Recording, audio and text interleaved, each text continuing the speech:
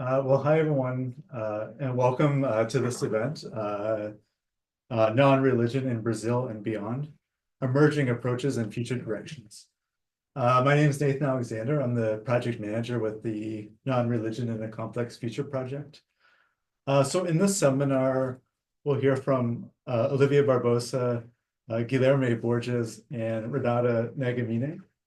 We'll hear from each of our speakers, and then we'll do each of the presentations, and then we'll have Q&A from the audience, about 30 minutes of Q&A after the presentations. Before we start, I want to do a brief Indigenous affirmation or land acknowledgement. The Non-Religion in a Complex Future project is based at the University of Ottawa, in Ottawa, Canada. Please join us as we pay respect to the Algonquin people who are the traditional guardians of this land. We acknowledge their longstanding relationship with this territory, which remains unceded. We acknowledge the traditional knowledge keepers, both young and old, and we honor their courageous leaders, past, present, and future. So I'll introduce our speakers, or our first speaker, and then we'll go into the presentations. So first, we have Olívia Barbosa, who is a PhD candidate in social anthropology at the University of São Paulo and a researcher at SEBRA. Her work focuses on political identities, digital media, and the reshaping of the public sphere in Brazil. And she's part of the Non-Religion in a Complex Future project. Olívia, take it over. Hello, everybody. I would like to begin thanking Professor Laurie Biden for the opportunity to present his work, and also for welcoming all of us here in the University of Ottawa. And I'm also grateful to Nathan Alexander for all his support and kindness during our stay here. And I must also acknowledge my collaboration with Renata Nagamine, because this is a reflection that builds on her insights from linguistic anthropology. And of course, thank you all for being here and taking the time to listen. Let me share sorry.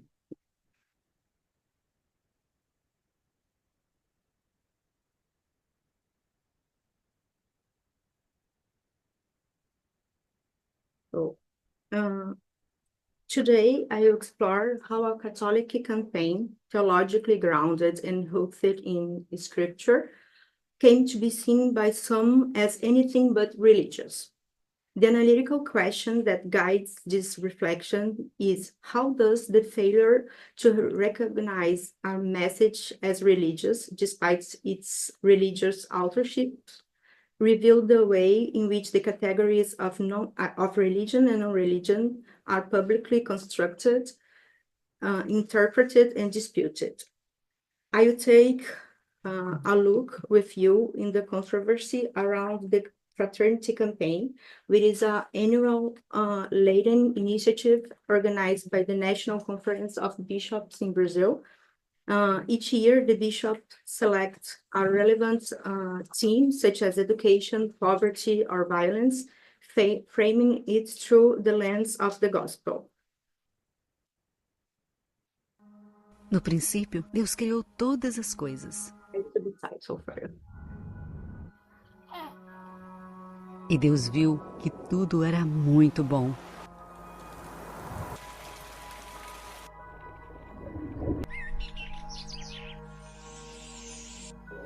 Temos cuidado desse grande dom de Deus?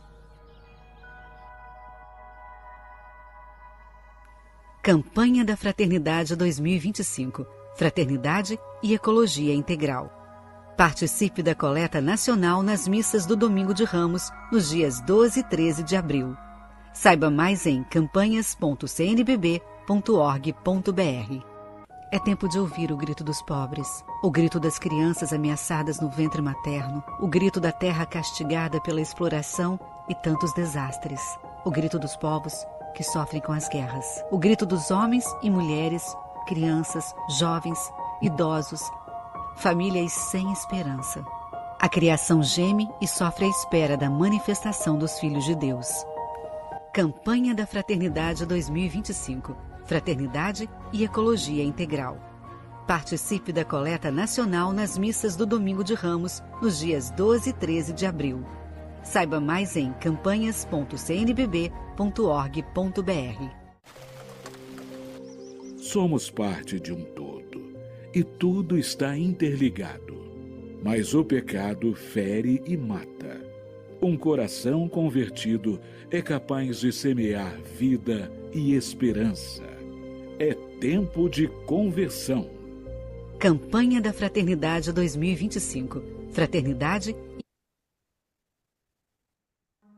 No princípio, Deus criou todas as coisas. So, as you can see, this year, the chosen theme of the campaign was fraternity and integral ecology, which with the biblical motto, God saw that everything he made was very good. This theme reflects a concern central to Pope Francis' pontificate, the Catholic response to the environmental crisis expressed as a call for integral conversion. The campaign launch coincided with several milestones that, in the Church's own frame, served as a context for the action itself, offering both theological and political justifications for choosing ecology as the central theme. This included the 10th anniversary of Laudato Si, Pope Francis' 2015 encyclical on ecology and climate, the 800th anniversary of the Canticle of the Creatures, a poem by St. Francis that celebrates elements of the natural world as part of a sacred family, and the anticipation of COP30, the United Nations Climate Summit, is scheduled to take place this year in the Brazilian Amazon. The campaign official text emphasized the relationship between God and all creation, portraying human beings as caretakers of a shared planet. To promote this message, the Church produced a wide array of materials, texts, prayers, posters, music, educational resources for parish and public schools, scripts for family gatherings, and devotional journey that mirrored the suffering of Christ, which with the suffering of the earth. During the Lent, the campaign features in liturgy across Brazil, including reflection during masses. Its message was also disseminated through Catholic radio, television, and social media. For church leaders, this was a deeply religious initiative. From their perspective, it was not only about ecology, it was a call to conversion rooted in the very meaning of Lent. In his message for the campaign, Pope Francis described it as a journey of interior transformation. He insisted that the ecological crisis must be faced as a spiritual crisis. Yet, as soon as the campaign was launched, a wave of controversy erupted, not from outside critics, but from within the Catholic community itself. A segment of clergy and laity reacted with anger and dismay. It is important to mention that the controversy around the fraternity campaign are not new. In recent years, it has faced growing opposition from traditionalist Catholic actors. In 2021, the campaign was harshly criticized for addressing issues like minority rights and interreligious dialogue. One of the most vocal sources has been Centro Dom Bosco, a lay Catholic association in Brazil that promotes traditionalist views through multiple media platforms. One of its founders, Álvaro Mendes, frequently published content denouncing what he sees as doctrinal deviations within the church. In a video this year, he declared the base test of the other campaign and the other campaign materials are scandalous. from the beginning to the end. We believe this year campaigns managed to be even more controversial than the pro-LGBT ecumenical edition 4 years ago. To these critics, the language of integral ecology sounded like the church echoing political discourse and ideology. They argue that the campaign's tone and vocabulary lacked the sense of sacred preparation and moral urgency they associate with Easter. And as Chiba Camargo, a Catholic YouTuber with over than 500,000 followers, put it, the fraternity campaign is a distraction.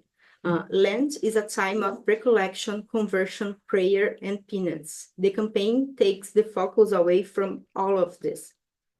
This perception was amplified by other conservative voices. In a widely circulated video, Álvaro Mendes mocked the campaigns with the provocative headline, "It is the CNBB going to save humans or plants?" According to Mendes, I quote, "The church ceases to be seen as an institution founded by our Lord for the salvation of souls. Its declared purpose becomes the salvation of nature." Mendes contextualized this shift within a longer history, asserting that the first attacks on Lent in Brazil began in the early fraternity campaigns of the 1960s, when the bishops introduced materialistic campaigns into every Lent season. Although he described the 2025 edition as possibly the most scandalous to date, the current campaign, he claimed, was marked by a total abandonment of Catholic doctrine in favor of ecological ideology. For these critics, it was as if the church leadership had drifted so far into worldly concerns that they had lost sight of the gospel. The spiritual depth of Lent is being betrayed by sociological superficiality, lamented Bernardo Kister, another Catholic YouTuber with over 1 million followers. For Kister, in the church tradition, nothing teaches that ecological conversion replaces the conversion from mortal sin. In the same way, a satirical news, the Rasta New, poked fun at the campaign by saying it was full of moralistic message with no original sin, no redemption, and no Christ. In his view, all the talk about changing the lifestyle and caring for the earth lacked the fundamental marks of Christian doctrine. There was plenty of ecological guilt, perhaps, but no salvation in Christ. In the eyes of these critics, the ecological vocabulary and the absence of salvation in Christ meant the campaign did not sound like a religion at all. Some messages that are circulating in WhatsApp accused the bishops of glorifying secular ideologies and betraying Catholic tradition. At this point, let's step back from the heat of this exchange and consider what's happening in the terms of our key analytical category, non-religion. Notably, the critics did not explicitly use the word non-religion to label the campaign, but whether they did say it directly or not, they imply it. They were, in effect, casting the campaign as something other than religion, as a political ideology, as social activism, as leftist propaganda, but not as a genuine religion.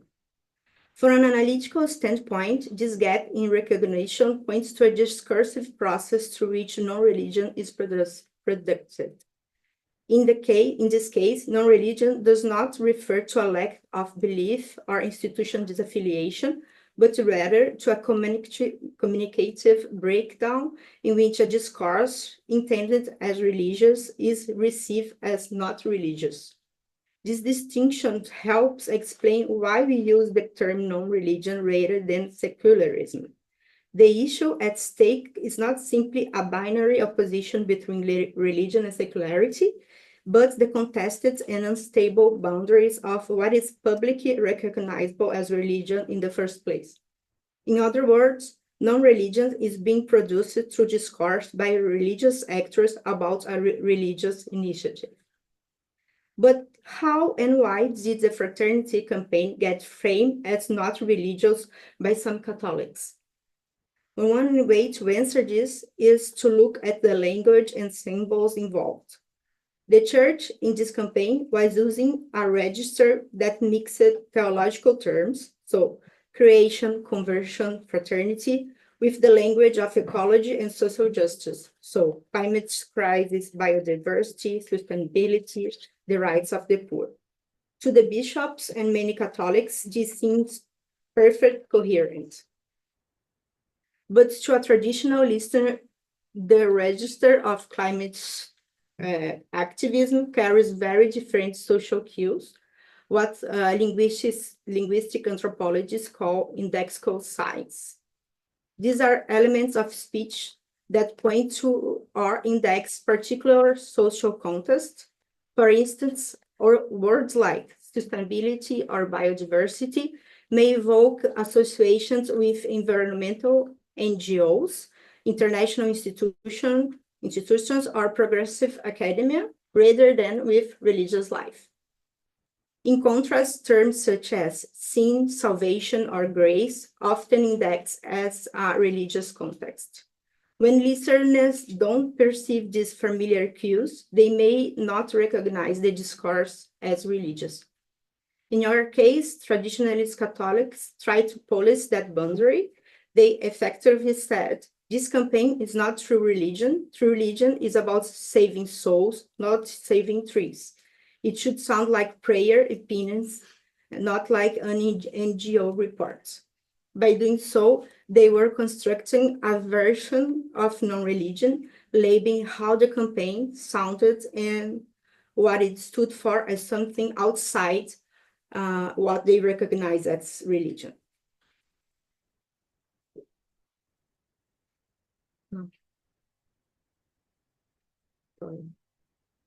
Finally, I want to stress that this is a discursive move.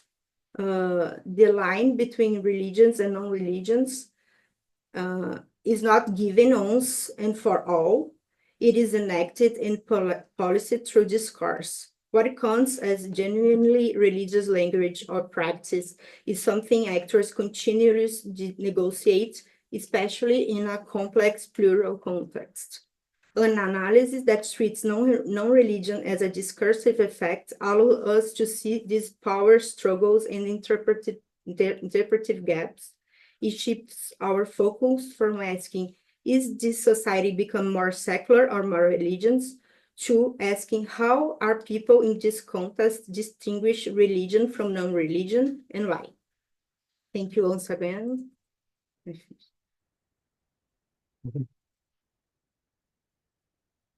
Okay, great. Thank you, Olivia. So next, we'll hear from Guilherme Borges, who is a postdoctoral fellow with the Nonreligion in a Complex Future Project, and also a postdoctoral researcher at the Brazilian Center for Analysis and Planning, or SABRAP. He's currently also a visiting researcher here at the University of Ottawa. Based on these affiliations, he has developed comparative studies on religious education in public schools in Brazil and Canada.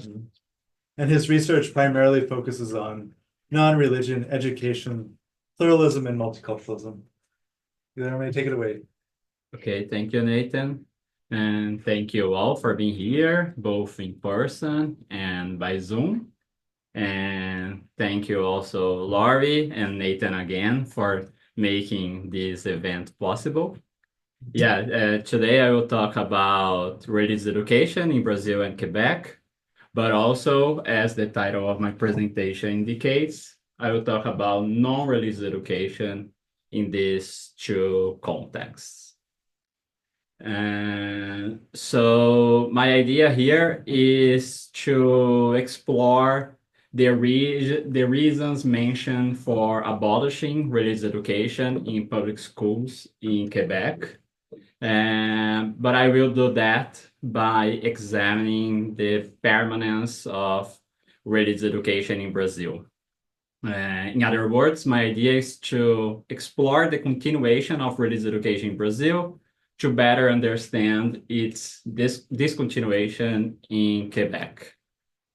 But before talking about the different trajectories that religious education has taken in these two contexts, I would like to talk about some similarities between them. In both Quebec and Brazil, the 90s and the 2000s represented a turning point for religious education. In 1996, a law was promulgated in Brazil that prohibited public school teachers from engaging in any form of proselytism in the classroom. And from then on, religious education in Brazil could no longer keep its former catechetical character. And something similar happened in Quebec in 2008, when a new format of religious education was started to be delivered in public schools. And from then on, teachers were expected to address the religious diversity that they could observe in their classrooms between the students. However, despite this approach, trying to address diversity, in last year, religious education was, as I said, discontinued in Quebec, and it happened under the argument that it was too religious. That was mentioned by the education department representative in Quebec. And however, in Brazil, religious education remains firmly in place, and it is regarded as essential for students to learn to respect difference and recognize otherness. This was said by the education department representative from Brazil also last year. So it's possible to see the contrast here between how religious education is seen in these two contexts. And so now I would like to talk a little bit about the format of religious education in Quebec. Actually, the subject was called Ethics and Religious Culture program, and it was very focused on each student's particular worldview, life stance. During my research here at University of Ottawa, I have interviewed many religious education teachers from Quebec, and they said many times that they were instructed to emphasize the similarities between the religions of their students in order to promote dialogue and a respect that could go beyond tolerance. And what I could identify during these interviews is that there is an approach aimed at accommodating different beliefs. And this accommodation of difference is precisely what was mentioned by the social actors that led the abolition of religious education. This was precisely what was mentioned to abolish religious education in public schools in Quebec. And it was said that accommodating difference was not enough. This difference should be integrated in Quebec's cultural and historical context. The idea is that Quebec culture would be like an umbrella, underneath the difference could be integrated. And so I see a conflict between two ways of dealing with diversity. One is like what I call the Canadian multiculturalism, that, like, broadly speaking, emphasize the preservation of different cultural identities. And on the other hand, we have the Quebec interculturalism that emphasizes the central role of Quebec identity. And like what I have seen so far is that this Quebec interculturalism is what justify the abolishing of the religious education in Quebec. The critics of this subject, they mention that religious education cannot reflect Quebec's identity precisely because it's a secular one. So what happened last year is that the ethics and religious culture program was replaced by a new one called Culture and Quebec Citizenship course, based on this idea of integrating the difference in Quebec's cultural and historical context. And while in Quebec, I have interviewed religious education teachers. In Brazil, in my research, I have explored training sessions offered to religious education teachers.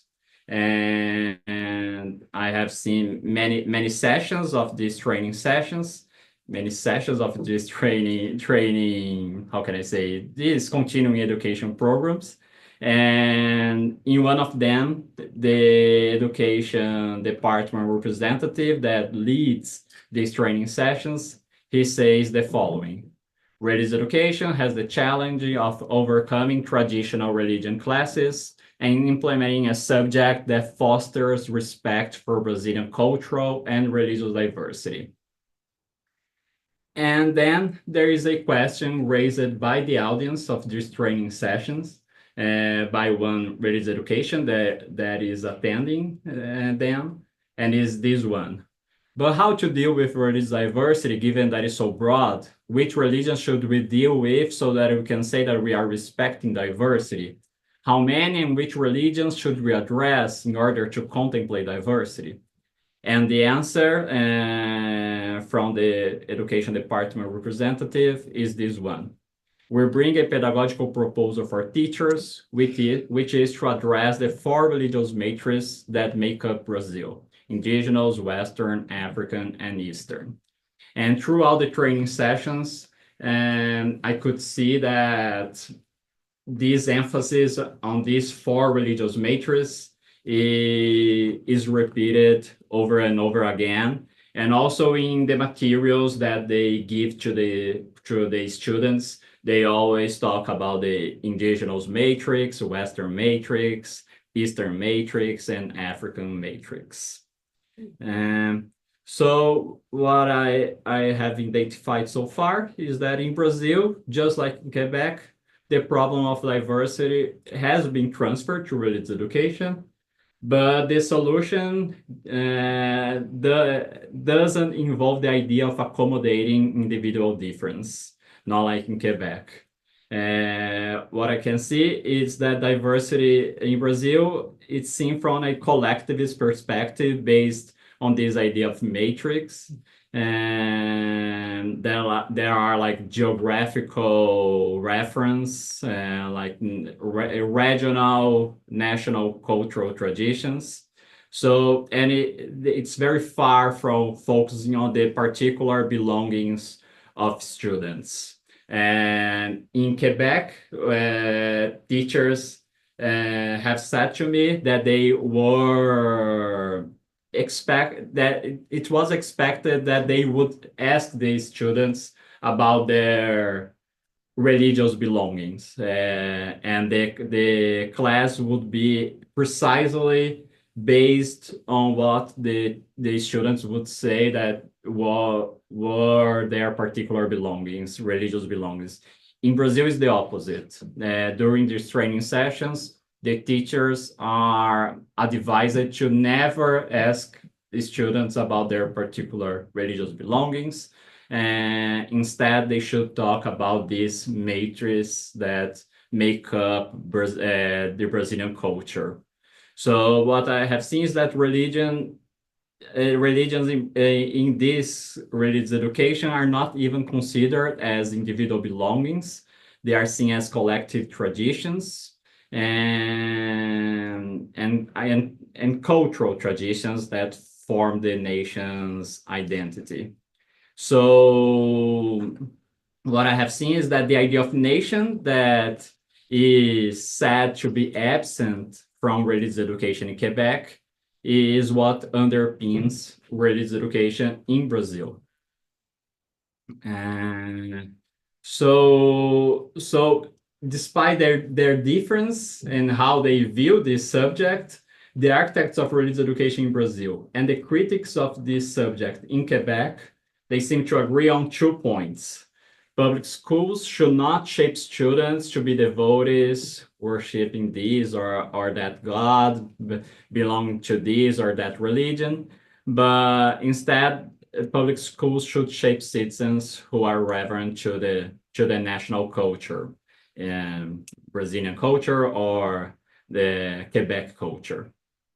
And so I can see something that for me sounds like interesting. There is a relation between nation and non-religion.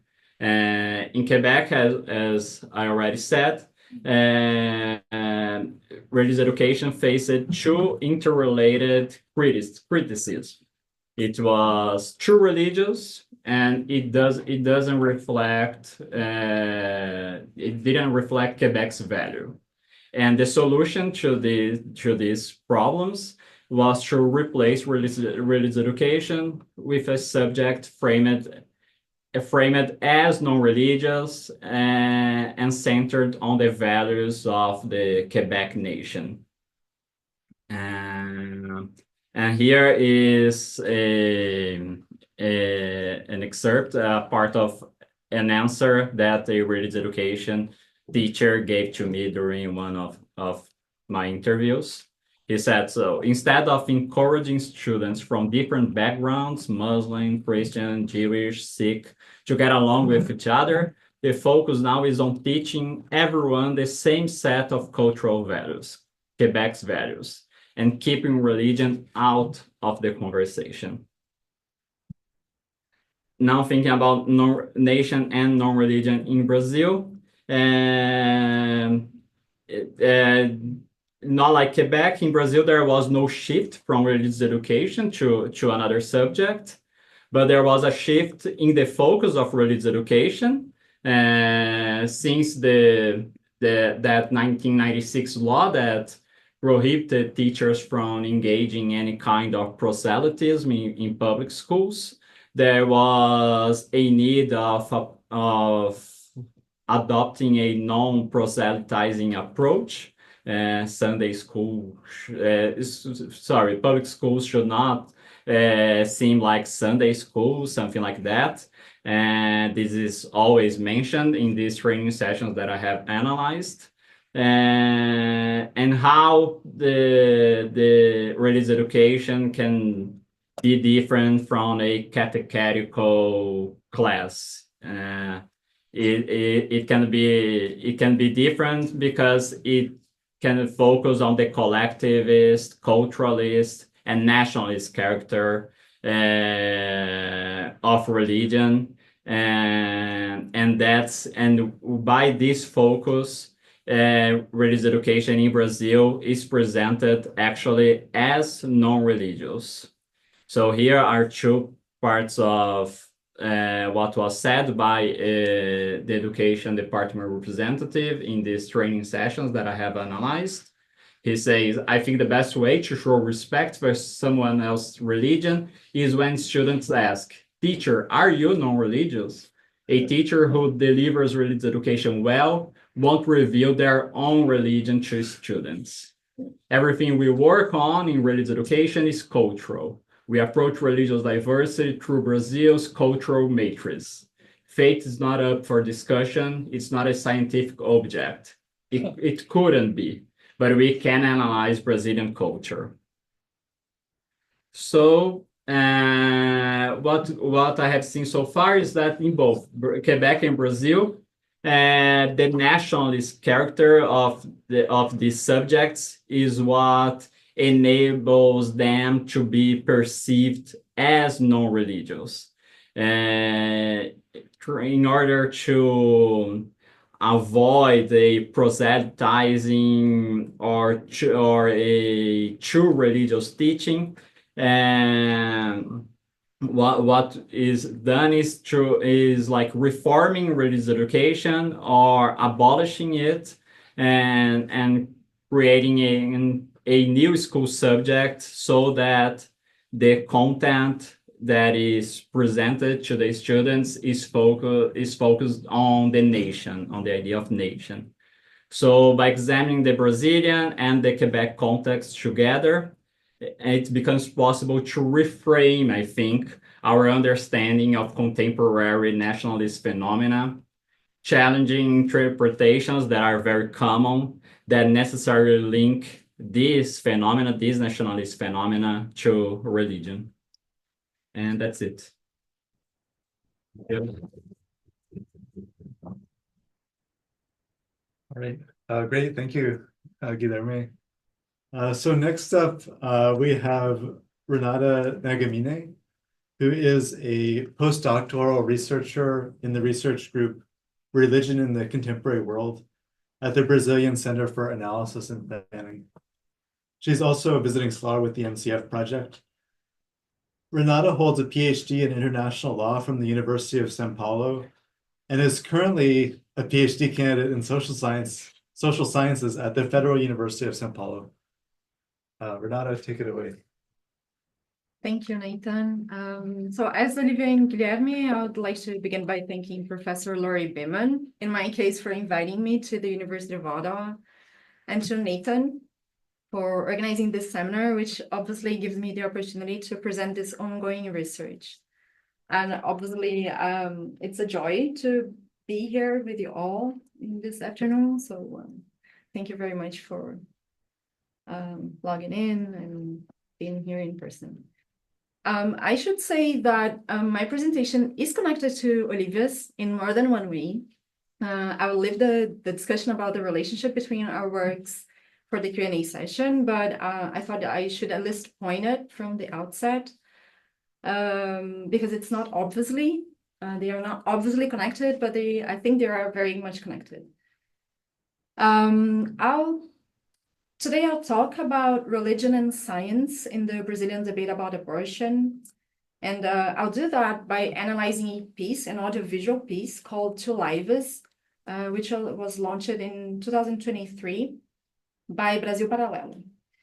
Brasil Paralelo is a Brazilian entertainment and education company with a strong presence across multiple platforms. The company is socially associated with Catholicism by both its supporters and its critics, but it's not a self-declared religious actor. I think that on the one hand, non-religion is helpful to understand this sort of phenomenon, and on the other, Brasil Paralelo's film is a particularly interesting piece to shed light on the usefulness of non-religion as a heuristic category.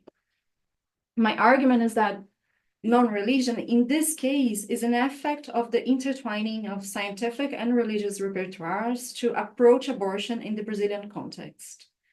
As I hope to demonstrate in this presentation, these repertoires are used in a complementary way to defend the fetus life while reaffirming the principle of women's autonomy before a Brazilian audience. Brasil Paralelo's film, Two Lives, performs two pivotal operations that I think can be of a more general interest, that is beyond the debate about abortion and beyond the Brazilian context. First, it presents the fetus as a subject of rights, and secondly, it sacralizes motherhood. The fetus emerges as a subject of rights via the scientific repertoire, while motherhood appears as sacred via the religious one. So I'll just say a few words on my theoretical framework before approaching the empirical material, because I think it might somehow illuminate what I'm trying to do. In analyzing this film, I take religion and science as registers of language. Registers are forms that agents use in social historical processes, are semiotic forms, connecting domains of action, transferring authority from one domain to another, and typifying people, institutions, objects, and practices. As registers of language, religion and science have their own repertoire, that is, semiotic forms and modes of using them that are classified as scientific or religious. These forms are distinctly positioned in social life, as well as in each context. What they have in common is that neither religion nor science are intrinsically religious and scientific. Semiotic forms become religious and scientific throughout history in relation to each other and to other registers of language. That being said, from this point on to the end of my presentation, I'll focus on how agents utilize religious and scientific repertoires, emphasizing their linguistic practices and the performative dimension of them. This dimension includes who performs, what semiotic forms actors use, and how these forms connect the context of enunciation to broader social context. And now I'm finally getting to the empirical material, which is the film. So I have referred to the articulation between the fetuses and the women's rights, or the right to life and the right to autonomy before. When I said that, I had a specific moment of two lives in mind. Around minute 33, the narrator says, and I quote, "Obviously, respect for physical autonomy, the right to choose what to do with one's own body, is an essential principle and an integral part of the precepts that confer human dignity. This is an undeniable reality. But there is also another equally undeniable reality, the reality of a human life that will be eliminated for convenience. This is the only occurrence of the term autonomy in the entire film. As is clear, Two Lives specifies that autonomy is the, quote, choice about what to do with one's own body, end of quote. The film interacts, therefore, with the feminist discourse on rights, in which the idea of autonomy is pivotal. It acknowledges autonomy over one's body as a value and a dimension of human dignity. It is important to notice that the film does not verbally associate autonomy with women, but while we hear the narrator's words, a pregnant woman is projected on the screen. There's this visual verbal combination that allows the spectator to associate autonomy with the woman on display. By this combination, women are fixed as the subject of autonomy. And as the film interviews Black and white, young and middle-aged women, the statement plausibly applies to women in general. The film does not contest autonomy as a value, but limits its scope in the case of pregnancy due to what is presented as the right of another. To specify this other that is entitled to a right, the narrator speaks of the reality of human life. For those watching the film, the reality of human life, other than the woman's, is made perceptible through the projection of the fetus bodily form or its activities, such as the heartbeat, through ultrasound. Various terms are also used to refer to the fetus. In the preliminary analysis, I identified over 20 terms. The slides are Oh, yeah, that's why. so, yeah, sorry. Yeah, I don't have the coordination to apparently should, I think I'm here. Looks good. So various terms are also used to refer to the fetus, and these terms they matter because they also make the fetus perceptible. In the preliminary analysis, I identified over 20 terms, and the most recurring ones are baby, child, son, daughter, living human being, unborn human being, in addition to fetus, of course. The myriad of terms matters, as I said, for at least two main reasons. The first is that Through these terms, the various agents interviewed render present a being that is physically absent from social life. Second, the use of names such as child, son, daughter, living human being to refer to the fetus indexes the utterance to a shared scheme of representations within which the speech attains value. This is what the linguistic anthropology literature calls indexical order. From the materiality of the fetus, from the materiality of the fetus as a human life, the film concludes that eliminating this unborn human being is a crime. Even in the hypothesis in which abortion is legal, it is unethical. This is a well-known anti-abortion trope, often used by self-proclaimed religious actors and well accepted in Brazilian society. But at this point in the film, it is still a legal and ethical claim. To Lives is precisely an effort by Brasil Paralelo to validate this claim, at least in Brazilian public space. The point now is to see how the film does that. The main operators of the authorization of Brasil Paralelo's thesis on abortion are the experts interviewed for the film.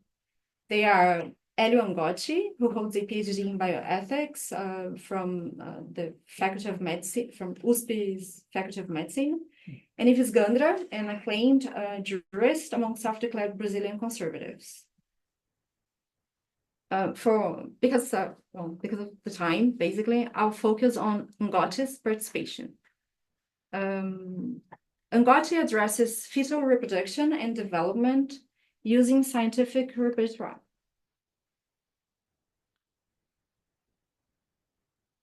He uses terms recognizable as scientific to describe what life is, to state that it begins at conception, such as the Catholic Church historically claims, and to explain why the fetus life is a human life. He states, I quote, "What is scientific in this discussion?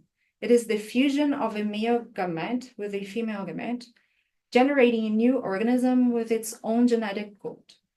Then he says, I quote, "It is a human being. It's not an armadillo, not a fern, not a parrot, or a turtle. That is a human being, undeniably." End of quote. The PhD in bioethics thus engages with a scientific repertoire as much as it appeals to common sense, making the humanity of the fetus appear as self-evident. Angotti's focus on life doesn't mean that he ignores the debate about whether the fetus is also a person besides a living human being. He dismisses the problem, however, as philosophical, immaterial, in contrast to the problem of life, to which science provides, according to him, an objective and definitive answer. It is then up to the narrator to draw the legal conclusion from what Angotti is saying. If the fetus is a human being, abortion is a homicide. The jurist Gandra reinforces this conclusion by saying that the right to life is constitutionally sacred in Brazil, so taking the fetus life constitutes a crime.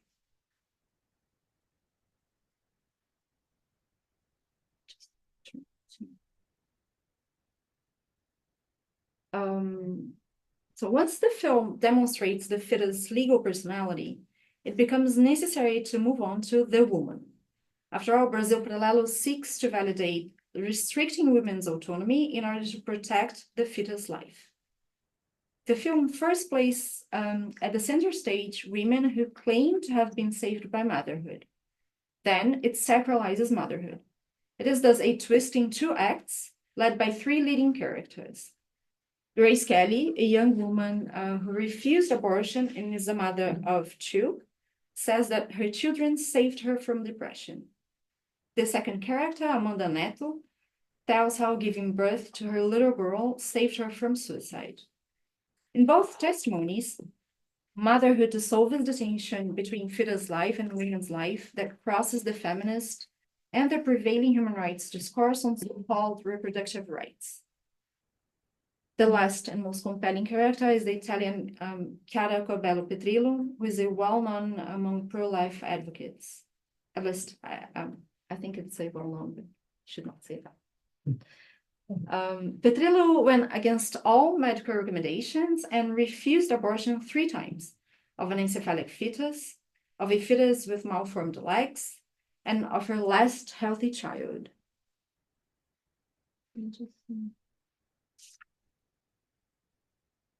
To give birth, Petrillo postponed her cancer treatment, which ultimately, of course, it had deadly consequences for her. Brasil Paralelo uses religious repertoire in narrating Petrillo's story. The film displays pictures of her religious wedding. Most of the time, the film shows her accompanied by her husband. The narrator says that Petrillo died at the age of 28 after giving birth to a boy named Francisco.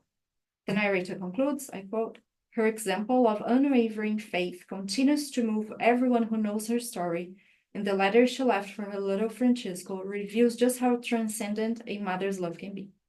In the film, faith transforms the mother's love into transcendence. It is a sacred love and a sacred role because it is transcendent, that it's removed from human time. The sacredness of motherhood is reinforced by the way Brasil Paralelo uses the letter that Petrillo left to her son. She writes, and Brasil Paralelo reads it aloud to the audience, I quote, "I am going to heaven to take care of Maria and David. You stay here with Dad. From there, I will pray for you. My son, you are special and have a great mission. The Lord has chosen you, and I will show you the way if you open your heart. Trust me, it is worth it." The letter is the result of Petrillo imagining her son reading her words after her death. The I she imagines speaking to him will be alive after death, praying for him and his father. She would even communicate with him if he opened his heart. It's an eternal I, an I that Christianity enables the subject to imagine. So I go to my final remarks. To conclude, in two lives, Brasil Paralelo's film, the company... Maybe... Oh, sure. Thank you. Yeah. I always have trouble too. My final remarks, right?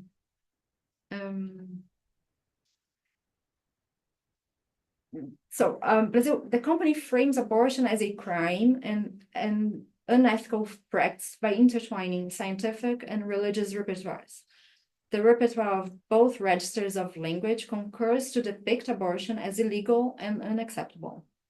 With scientific repertoire, the film lends plausibility to the claim that the fetus is entitled to be born, while with the religious one, the piece replaces the figure of women for the mother. The sacredness of motherhood corresponds to the sanctity of life.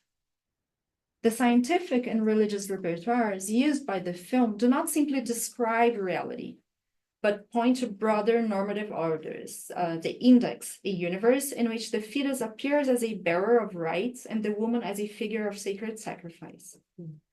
Within this indexical order, life appears not merely as a biological or spiritual fact, but a sign whose value is determined by the social and institutional arrangements that authorize its recognition. Finally, in this presentation, I analyzed practice of non-self-declared religious actors that are classified as such, whereas Olívia analyzed practice of self-declared religious actors that are seen as non-religious. As I said, I think that non-religion helps us see how these classifications are effect of how actors use repertoires for social action that not only are differentially positioned vis-a-vis each other, but also that connect their practice to distinct normative indexical orders. So I think I'll stop here, and I thank you for questions and all you can say.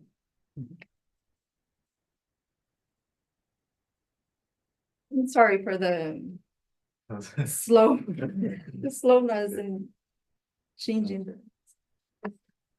Oh, shoot, sorry. Yeah. Thank you, Renata. Thank you to all our speakers. So we've got about 30 minutes or so for Q&A. So if anyone here in Ottawa wants to ask a question, or if someone online. If you want to raise your hand, or if you want to put your question in the chat, I can read it. So yeah, any questions?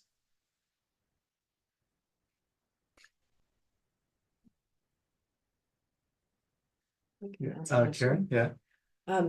In thinking about, thank you, all the three presentations were delightful, and I learned a lot of new things, so thank you very much for doing that. In listening to your presentation on the Quebec, the two different religious education systems, it made me think about the difference between religious studies as a discipline and theology. And I have to admit, despite being in graduate school in religious studies, I actually didn't really know clearly the difference between these two before I started my program. So I appreciate understanding like there's an approach that is advocating a little bit more like how you can kind of better immerse yourself in your own life stance or your own practice compared with, you know, analyze more of the social study. And I wonder if this came up at all in your research, because it seemed like sometimes it was trying to be a bit more like a social study of like, you know, tolerance, like pluralism, kind of looking from that angle. And then other times in the Quebec example is like looking more at people's life stances. So did this come up for you in your research at all? Yeah. In Brazil, we don't have as spread in universities as we have here, a course like religious studies. What we have, but it's not like it's not as important as it is here. We have like what is called like science of religion, and this like that is like just beside theology in a sense, but it's not very common. But there are some parts in the training sessions offered to teachers that they say like our content should look like science of religion, something like that, and not like theology. It's something that is said. And there is one part that I would highlight in my presentation, but I decided not to do that. But like he says like our course should be like an anthropology of religion. He says like this, and talking about culture, and that I actually highlight. And yeah, and in so he the education department representative, he always emphasized that we should focus on culture and national culture and talking about Brazilian reality and so on.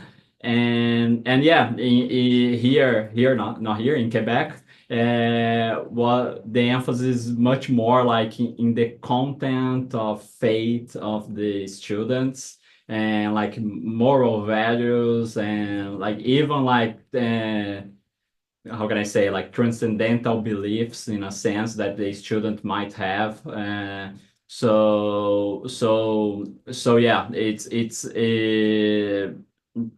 seems like for me that the religious education that used to be present in Quebec was something much more related, because it was much related to what the students bring to the classes. So if the student would bring like a doctrine, something like that, that was what was debated in classes.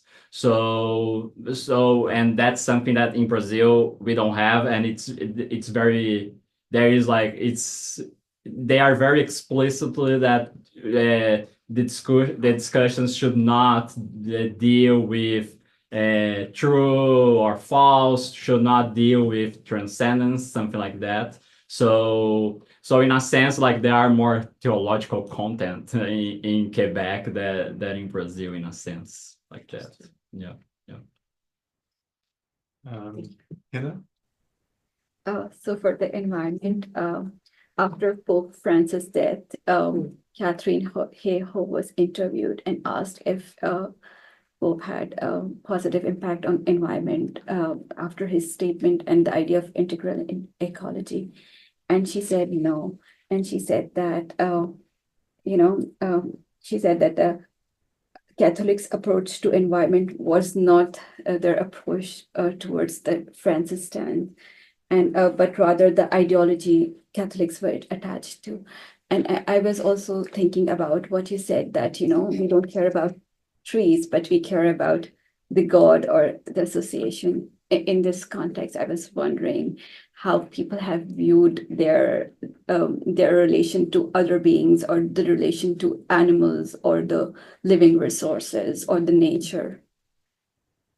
In Catholicism, well, they have, during the Lent campaign, they have discussed it a little bit about like the integration of everything, but it was more like the humanity was the caretaker of the Anthropocentrism. Yes, very, very much.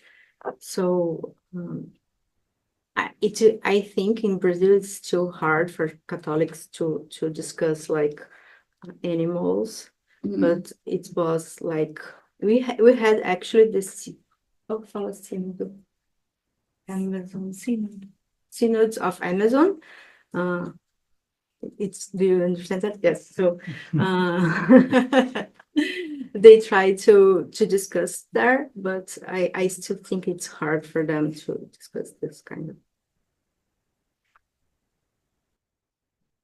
Well, we've got a question in the chat first, from Hannah McKillop. Quick question about Guilherme's presentation. In Quebec, how was the veil ban approached? Because the focus seemed to be on belief than practice. Was this issue just avoided? No, the teachers that I have interviewed, they talk a lot about this, and they say precisely that like the religious education was abolished in Quebec under the argument that it was too religious.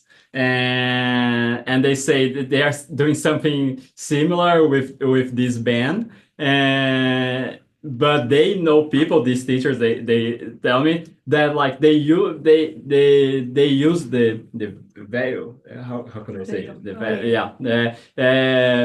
Much more as a cultural practice than a belief itself, is something like that. So I think it's very interesting because it's these two movements of abolishing religious education and banning the veil, they seem to be they are seen as something that moves together, but the teachers are always highlighting that religious education is abolished because it's too religious, and this doesn't make sense at all if we look in this ban to use this kind of argument, Yeah. Edmundo. Yeah, I have a question for I guess whoever of you two that wants to answer, Olivia or Renata. But I guess one of the things I'm seeing in your research is very much this idea of religion being a contested resource, whether this is being considered religious from one group, but this is not being considered religious from another group, and who at the end of the day gets to say what is part of the Catholic religion and what isn't, something along those lines. And then the question that I have is, non-religion, and this is something that perhaps I missed from your presentation, is it emerging because one of the groups is saying that what the other group is saying is not religious, or is it coming up as a separate conversation within the discussions or the tensions that emerge from these two groups? Should I can answer. I can try. Not that I can, but I can try. So whereas I think we have worked with the idea of classifying or classification. So non-religion doesn't appear as an ethnic category or native category, anything like that. But we are using the category as a heuristic category to describe an effect of the way in my case, religious and scientific repertoires are used, combining. They're combined to connect to normative orders that are not conventionally seen as religious, but are also not conventionally seen as secular, for instance. Mhm. And I think the category has been very useful for us to describe this sort of effect or the way practice appear in Brazilian public sphere. Okay. But I don't know if this Yeah. answers your question. It's just yeah. Thank you. Another question? Let's, how about, let's have Lori ask a question, then Patience. Okay. Hi, now I'm trying to lower my hand.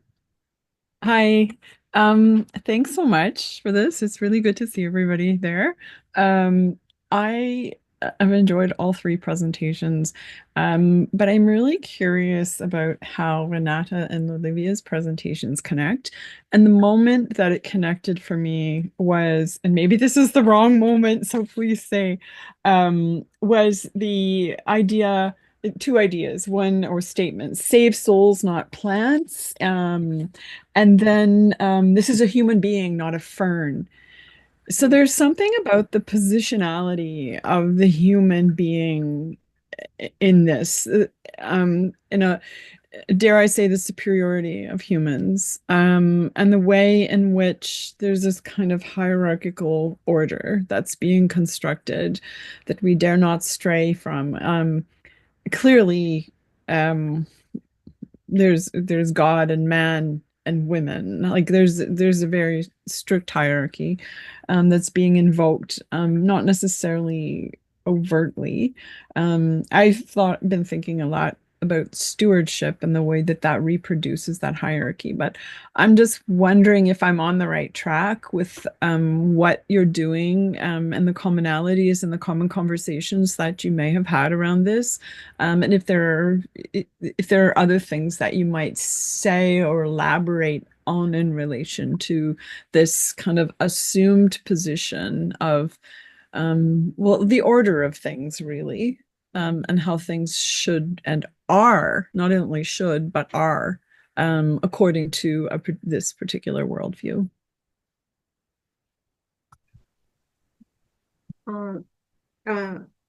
Actually, I was thinking with Renata, because I think in both of our work, the non-religion appears as this effective effect discourse. So was much what we are talking about. But now that you explained, yes, it's about how their normativities, how they organize things. Maybe. Yeah, we didn't, of course, we do talk about research, but we didn't plan our works to connect, not for this presentation, but while during work, in the end, actually, I realized they were very much connected, and in several points, as I said.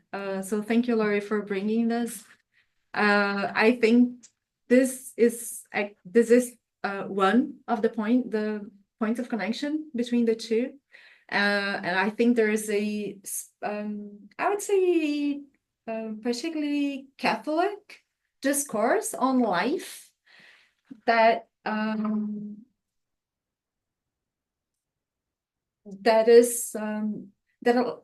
allows us to see a sort of normative order in which all those terms, unborn human being, living human being, are connected. And in Brazil, in the Brazilian context, there is perhaps concurring normative order, which is very strongly associated with activism, human rights, environmental activism, and left, and with the Brazilian left. So it's seen for the non-leftists, lefts. It's hard to say. Yeah, it's hard to say. And when actors use terms such as terms in or when they use terms that project a criticism of capitalism, for instance, those terms, they connect the person who is speaking to a normative order that is perceived as opposed to the normative order in which Catholicism is supposed to operate. So I think there are normative orders, and the terms connect actors to our speeches to different normative orders. But I do agree with you that that there is this Catholic discourse on life that I think connect the Catholic discourse on abortion and the Catholic discourse on ecology. Patience, you want to ask? Yes. So I guess I was wondering how strongly the language around the educational policies are worded around being secular. Like, is it worded strongly as this is like a secular stance, like a stance to we are becoming more secular? Because I remember you saying when they are talking to the teachers, and if a student were to ask one of the teachers, are you non-religious? They're not allowed to answer such because they are trying to frame it around the national identity, which you said is Western, African, and the other two, I'm sorry, I can't really remember. And those are like religious. I mean, they all sound like they're like religious identities. And if it is being framed as national identity, and how strongly can this educational policy that is secular, how strongly can we position it as secular when they frame the national identity and this place of neutrality is still emphasizing religious traditions? I guess I'm just wondering. Yeah. Like I have not tried to say if it's actually secular or not. I'm just trying to see what the actors say as this is secular, this is not secular, or even in this case the expression that was used was non-religious. Actually, it was saying like the students should think that you are non-religious in a sense. And what I have seen is that the alternative to this how can I say, this requirement of a non-proselytizing teaching is precisely this one of saying we are talking about culture, we are not talking about beliefs, we are not talking about rights, like we are not talking about religious practices that the students should deal with or should avoid. We are talking about Brazilian culture, and the idea, and they emphasize this a lot during the training sessions, the students should learn Brazilian cultural diversity. So I don't want to say if it's actually secular, if it's actually a non-religious approach.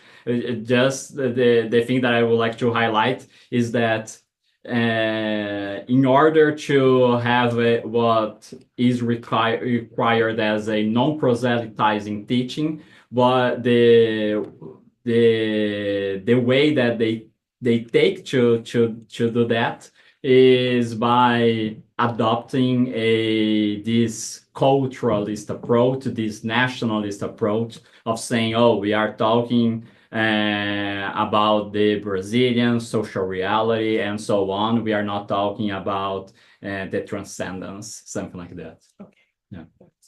Thank you. I actually, sorry, before you go, I had a question. This is from someone who's not here, but who sent in her question in advance. From Sarah Rahmani she's from Victoria University of Wellington in New Zealand. So I think it's the middle of the night there in New Zealand. So she's not able to attend. But she wanted to send in a question. I'd like to ask the speakers to reflect on this. This is more about non-religion in general in Brazil. Reflect on the statistics on non-religion in Brazil and share thoughts about why, unlike in other contexts like New Zealand, Canada, or Australia, why the census in Brazil seems to show that no religion is more prevalent in rural areas rather than in urban areas. And whether this could be related to Christian influence in urban areas, and then none perhaps reflecting indigenous beliefs in rural areas. I don't know if anyone wants to take that question. That's a hard one. Yeah, it is. I can try, but I'm not sure as responsible that I would be anyway. I wouldn't well, I would be surprised if it was due to indigenous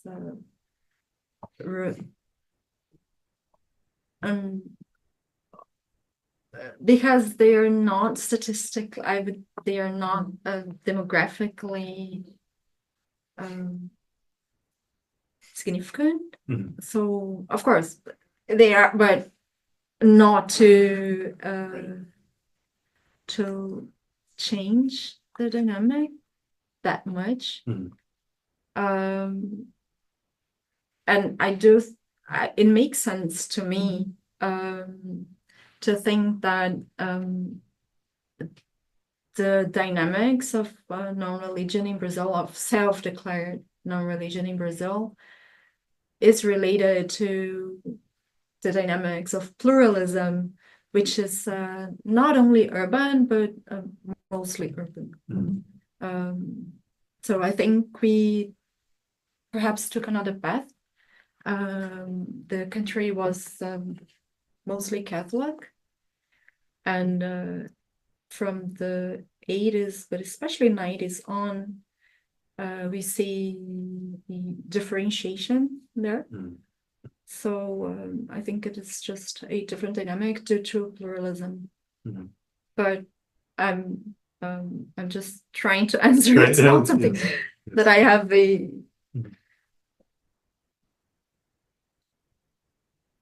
I don't know if it makes sense to Guilherme and Olívia. I don't know. I really like your answer because I think it's a very hard question. I agree with you. Like indigenous people in Brazil nowadays, like in a demographic sense, is not very relevant. But yeah, just as Renata said, like now we have it from 1988. We started our new constitution, the constitution that is still in force. It says that pluralism should be how can I say, like the political doctrine. Yeah, the political doctrine that should guide the Brazilian nation in a sense. So, and then, for example, in my case, this religious education that I'm dealing with here, it's a directly consequence of this pluralism that is in the Constitution. And they even say this during training sessions and so on. So there is there was a movement after the Constitution, of course, not just because of the Constitution, but there has been a movement of pluralizing religious affiliation since the 90s. Yeah, I think religion remains a relevant public language in Brazil. It still structures experience, everyday experience in Brazil. It's not that self-declared non-religion is not relevant. It is, but I think the dynamics is different from other places, and I think the difference might be related to the working of pluralism as a political doctrine in the country. And just one more thing. But there is like a kind of taboo in some social environments in Brazil of saying that you are, for example, an atheist. Sometimes that can sound very bad, but like not in a, how can I say, not like in this like in the social environment, but like in the official politics. Brazil has a very strict separation between church and state. Like we don't have it. For example, public religious schools, for example, is something that is, for me, when I came here and I saw that it's something like Protestant public schools, Catholic public schools, and then now are English public schools and French public schools. But for me, it seems very strange for me because it's something that we don't have at all in Brazil, and we don't have it since the 1889 when our republic was promulgated. So I think it's interesting to see that non-religion might seem as something that is not very strong in a sense in Brazil because, well, society there, people there are very religious and so on. But also, if you look at the official politics, for example, Brazil might be labeled as a very non-religious country in the sense that our separation between church and state in Brazil is something that is very present in our legislation and in our public policies. Yeah, I feel like my question was for Guilherme, and you kind of already answered most of what I was gonna ask. But I guess what I was wondering about this when you were discussing the separation between religion and culture, like being enunciated, to put it in a way. I don't see that happening in Mexico like at all. Like I don't think people would say we can separate religion from culture and we are just gonna focus on the culture. And then that made me think about my context, and I would say or think that maybe saying this, that we're separating religion from culture, is a way of reifying or a reification of the Catholic culture that exists in Mexico, right?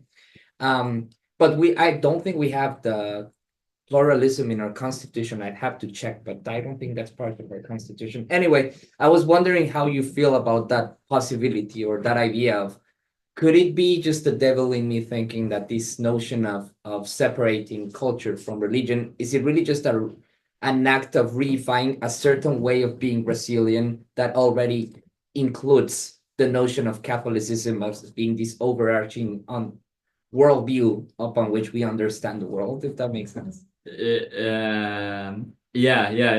And just once again, I know that you didn't say this, but once again, I just would like to emphasize that this separation between religion and culture is something that I can see like social actors saying. It's not something that Right. that like an analytical distinction.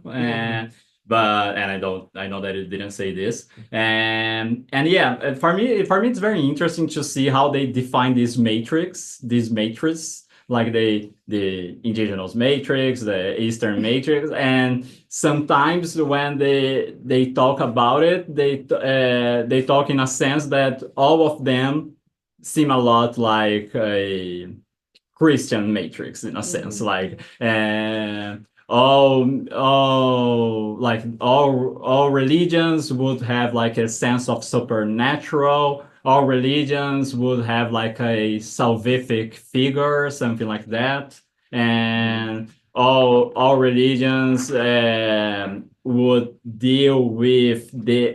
This is something that is always said during these training sessions, that it's very important to emphasize the moral precepts of this matrix, and the moral precepts that would like connect all the matrix would be like, don't do with the other person what you don't want to yourself, and it's like they bring like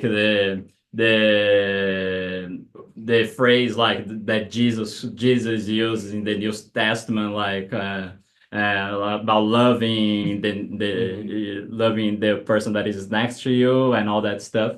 And so in a sense, I think there is like a moral reification of this matrix in a sense, like just creating this matrix for me, it seems like a reification. Like you will create like these geographical blocks, you know, like we have here like this Eastern matrix and so on, and there is like and very an ethical reification of them in a sense, I think, and a very Christian reification. Yeah. Right. Okay. Okay. Yeah. Makes sense. Thank you.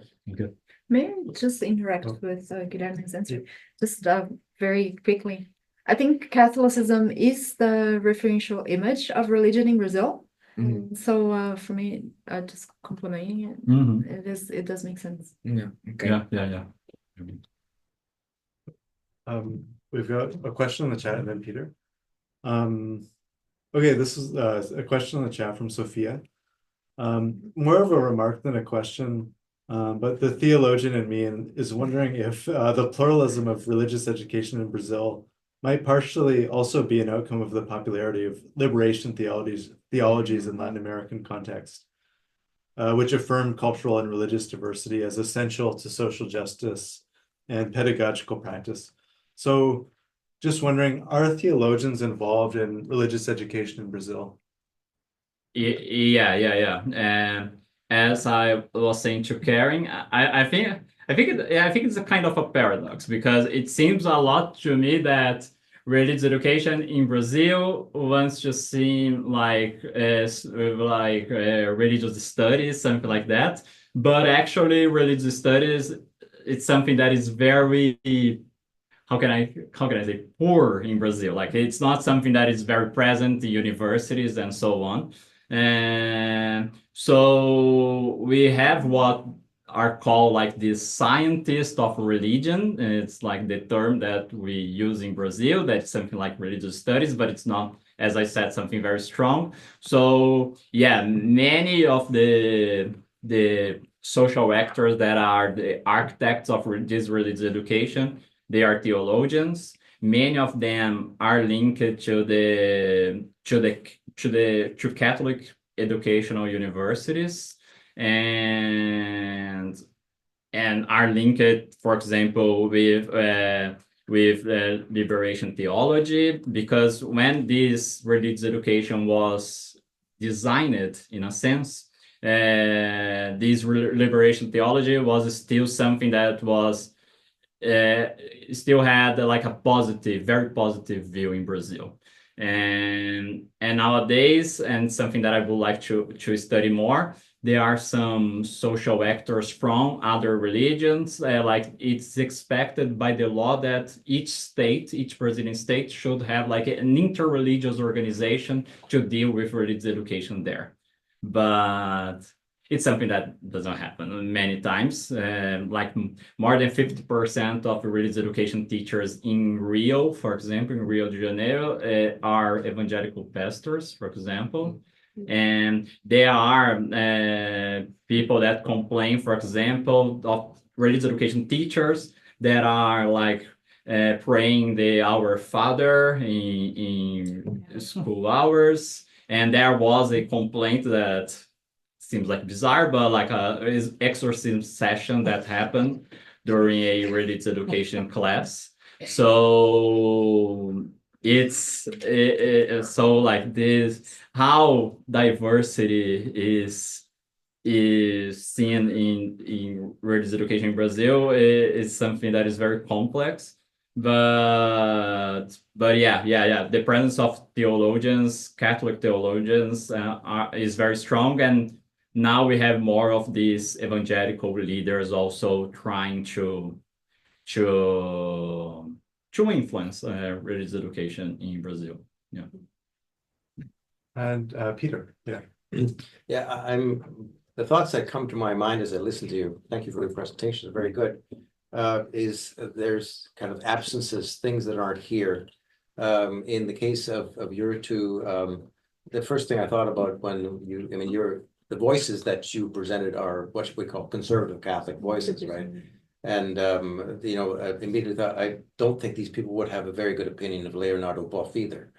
Right, so that would be non-religion as well, right? And did you mention kind of the whole liberation theology thing? And then the whole question of you know, the culture and the embeddedness of religious history, or a history of religious influence and presence. And it's similar in Quebec, right? I mean, Quebec's history is so imbued with Roman Catholicism that it's just absolutely astounding that it just doesn't come up anymore. Right? It's not there. It's not even an elephant in the room, right? It's just sort of, you have to go into a background vestigial, the degree to which Quebec laïcité is actually has this kind of cultural, religious Roman Catholic presence in it, simply because of the history where it comes from, and it's entirely absent, and it's very, very present in Brazil. And this gets to the point that you had. And then the other absence is this is really the elephant in the room, and that is with the whole Quebec debate is incomprehensible without realizing that Quebec is in Canada. And you know, that's they're arguing against them, right? When it says we want interculturalism and you know this kind of thing, it's a wedge issue. We want to distance ourselves from those people, and we will take those other people across the pond as our model, which are the French. So that's the other elephant there's here. And I noticed that in Brazil, you're such an independent country that's all internal dynamics, right? So even that kind of those matrices, you know, it reminds me, okay, well, those are matrices invented for the Brazilian context. They make sense in the Brazilian context. And the way Brazil does religious diversity is different than it does in any other country, just like Brazil does race differently either. I mean, race is hugely important as a category in Brazil, but you don't do it the way you do it in a place like the United States, let alone Canada or somewhere else. And so I'm always fascinated how these categorizations work their way into this. And it of course makes non-religion analysis so difficult. Because you think you've got it analytically in your hand, and then it's not there, right? And that's the case in all these things. That, you know, where's the non-religion? Well, it's really kind of there, but almost like a shadow existence, right? It's sort of like there's a non-religious hole here that doesn't have who gives it content? Really hard to say.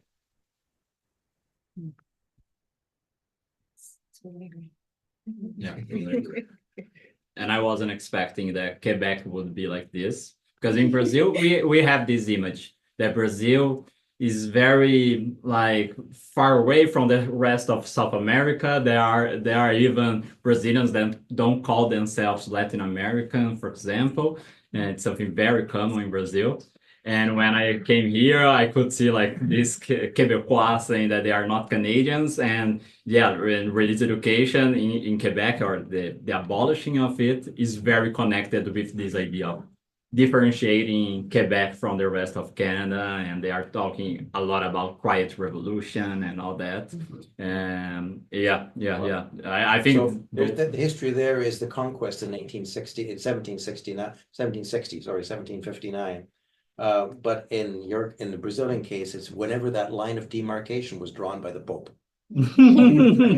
I actually explained this to a lot of people. It looks like when the Pope drew that line of demarcation, that Portugal got a really broad deal until he realized they were given all of Africa. Yeah, exactly. So there's that linguistic thing too. I mean, you're the only Portuguese-speaking country in all of Latin America. Yeah. And Quebec is the French-speaking island. Yeah. Exactly. All right. Well, why don't we draw this to a close? This is really, really fascinating. Really great discussion and great presentations too. So thanks once again to our speakers, Olívia, Renata, and Guilherme. Thanks for the people here who attended, and for those who attended online. And hopefully see you all at a future event. Thanks again.